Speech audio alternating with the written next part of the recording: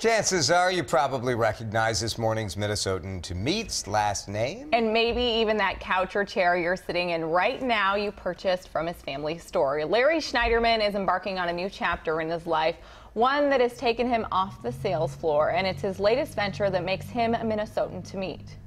Growing up in a big family on the Iron Range, it's no surprise that Larry Schneiderman got his first taste of the family business at a young age. Sold my first couch when I was 15. And I just, loved the way it felt and how happy it made people feel. It's kind of what I was made to do. 5 decades later, after helping build up Schneiderman's furniture, along with his late brother, Russ, he decided it was time for retirement. Schneiderman sold the business to his son, Jason, earlier this year. I'm proud of a lot. From a business perspective, I suppose it would be that, here we've been around for 67 years, and we're still relevant, we're still growing. The family just opened a new showroom in Lakeville.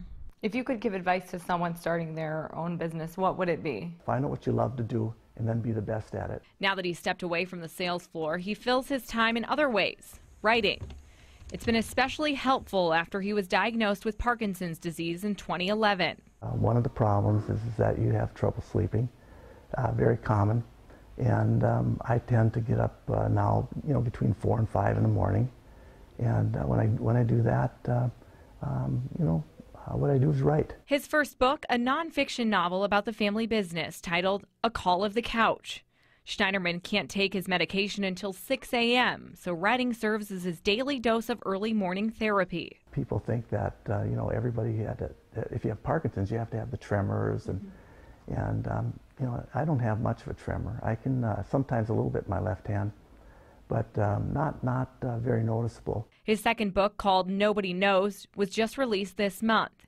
In the book, the protagonist is diagnosed with Parkinson's. As far as what my book can accomplish, I'm certainly not expecting it to change the world. However, Schneiderman is hoping it raises awareness for the disease he battles every day. It's just part of a general education, the fact that to not be stereotypical about the person that, I don't know of any book that I've read, and I read a fair amount, but where the protagonist has Parkinson's disease and lives a somewhat normal life. Now, every year about 60,000 people are diagnosed with Parkinson's. The average age of onset is at 60, which is how old Larry was when he received the diagnosis. And he described it as a knock at your door. Sometimes it's a soft knock and you can't really hear it. You don't know it's there. And then sometimes it's a really hard knock and you know it's there and you're just trying to do everything you can to be distracted by it.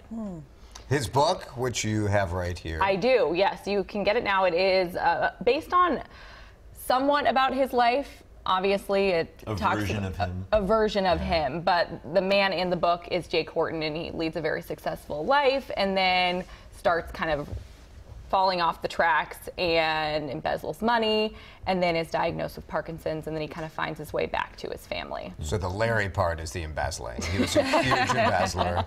Yeah, this is his confession. Yes. Good for you. It's great. No, we're just We didn't get to that part of the interview. Very nice. Good for him. Great success. And have a second act as well after that. Exactly. Very successful. And then something to focus on in retirement. Cool. Thanks, Alex.